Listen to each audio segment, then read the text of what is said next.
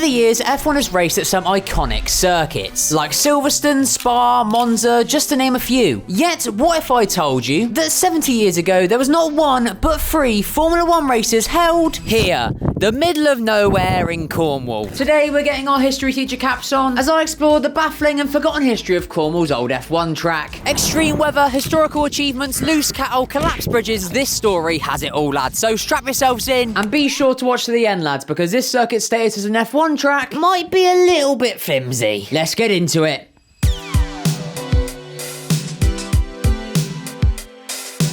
This is RAF Davidstow, a former Royal Air Force station in North Cornwall, which was active from 1942 until 1945. Because, you know, some bloke in Germany went a bit mental. After World War II, the free runway airfield found itself without a purpose. And like a freshly graduated uni student, it just sort of sat there until someone found a use for it. And it was at the start of the 1950s that, like many other now derelict bases across the country, someone had the bright idea to turn it into a racetrack. And today, lads, we're paying it a visit. Okay, let's go.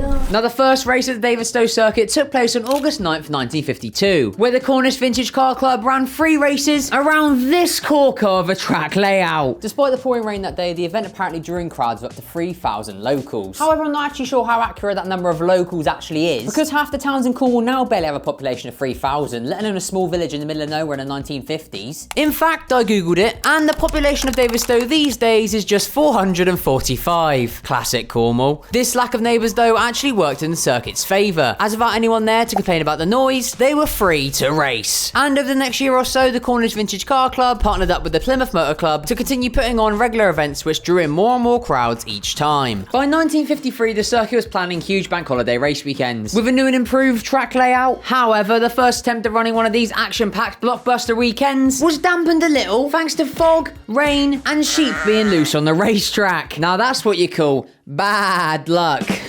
Comedic genius. Among the fog, however, Davidstow witnessed its first ever proper race cars hit the track that day, with 4 Formula 3 machines hitting the track for a 20-lap race. This event, despite the sheep, went quite well, and thus for the second event that year, the F3 cars returned, this time bringing some of their friends, and they were welcomed by much better weather. That day, they ran 3 Formula 3 races, and actually had some fairly big names on the grid, including 3-time Formula 3 champion Don Parker, future F1 pole sitter and podium achiever Stuart Lewis-Evans, and even bloody Ken Tyrrell, lads. It's safe to say the Davidstow circuit was on the up. And so, going into 1954, the 2-race calendar has some big additions added to the lineup. That's right, boys and girls, I'm talking about the big stuff, the one and only Formula 2. And also F1. Oh, and something called Formula Libre as well, whatever the that is. The first meeting of that year came in June, and despite adverse weather conditions once again, the promise of F1 in Cornwall brought in crowds of over 20,000 to the circuit. 20,000 Cornish people watching F1. Can you imagine how many pasties they sold that day? Actually, can we get a pasty? Yes. Nice.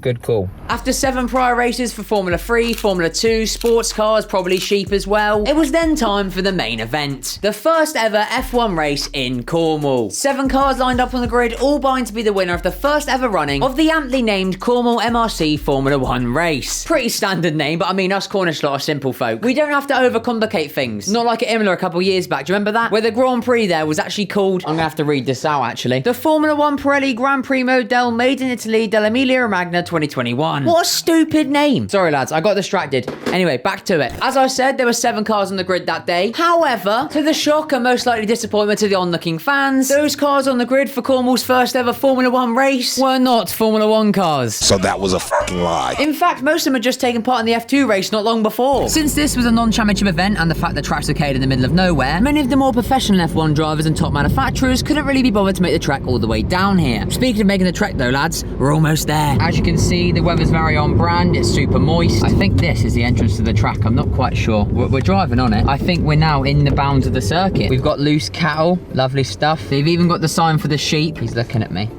Do you reckon he wants to scrap? Somehow we're actually on the airfield. It's like part road, part like, I don't know what it is. I reckon that was the main straight or something like that. We found some at a park that has lots of sheep by it. I'm gonna have to go film the sheep now, aren't I? So yeah, the first ever Formula 1 race in Cornwall actually saw a 7-car grid made up of mostly obsolete 2-litre Formula 2 cars do 20 laps before John Pritchard took the W, giving manufacturer Connaught their first ever F1 win. The race meeting where all this happened was actually abandoned a little bit later on as well, thanks to a bridge that crossed the track collapsing, putting an end to an historic historic but also very interesting event. Yet, boys and girls, if you stay with me here, that wasn't the last time that history was made around this very, very weird F1 track. There wasn't quite an F1 track, even though it had an F1 race, even though the cars were not F1 cars. Are you getting confused? Because I am. Just 2 months later, in August 1954, the second Cornwall MRC Formula 1 race was then held. Yet, just like last time, calling it a Formula 1 race is a bit like calling me a successful YouTuber. I can say it all I want, doesn't mean it's true. The grid once again was mainly made up of Formula 2 cars and even some sports cars this time, as John Coombs went on to win in the Lee Francis engineered Lotus MK8, once again making history in the process. Since, believe it or not lads, this was actually Lotus's first ever win in Formula 1. Despite the fact the MK8 was actually a sports car, the engine capacity actually met all the F1 rules and thus it was allowed to compete and allowed to win. The manufacturers then got their first official F1 win 6 years later, with Sterling Moss taking the W at the 1960 Monaco Grand Prix in a vehicle that actually looked like a Formula 1 car this time. But even still, the history books are made that day. Lotus got their first ever F1 win at Davidstow. Nice bit of knowledge for you there for your next F1 pub quiz. So after 2 F1 races, which weren't really F1 races, you'd imagine that for 1955 the organisers would get the hint, cut their losses and just focus on F2 races, right? But no, they didn't do that. Instead, lads, they decided to double down and do it all again. However, this time things were a little bit different, as the organisers decided to focus on just hosting one big event. And that was to be the final one in Davidstow's history. Not just for Formula 1 lads, I mean racing in general, with the poor weather and remoteness of the track just proving to be a bit too much hassle for them in the long run, and thus the 1995 Cornwall MRC Formula 1 race would be the third and final running. I hope the audio's not messed up by the wind, because if it is, I'm going to off myself. Ready? Parkour!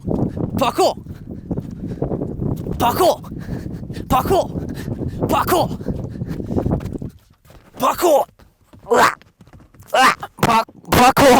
You give me a wedgie! But, boys and girls, let me tell you, the track went out on a high. As not just one, but no, it was actually just one, real life, actual, genuine Formula 1 car came to the track. Finally! The Conic Naught B3, driven by Leslie Marr, drove to an easy victory that day, as it should, being the only F1 car on the grid, setting a new lap record in the process as RAF Davidstow's time as a motor racing circuit came to an end. In short, this random airfield in Cornwall is very much a far cry from Silverstone, Brands Hatch, even your local kart circuit, lads. Yet despite this, it's still a part of F1's rich and weird history. And as a proud Cornishman, I'm very, very happy about that. And I think maybe we should come back when it's not raining, because it's quite a nice place here. It would be quite cool, but it's absolutely drenching me right now. Let me know in the comment section, lads, are there any more abandoned or forgotten F1 tracks you want me to cover on the channel? And if you enjoyed this video, make sure to like, subscribe, and check out this video that's on your screen now, where I visited the world's oldest ever racetrack. But yeah, until next time, lads, stay safe. Yeah, goodbye. There's a car coming, need to get out of the way. Ooh, what's this way? My shorts are falling down.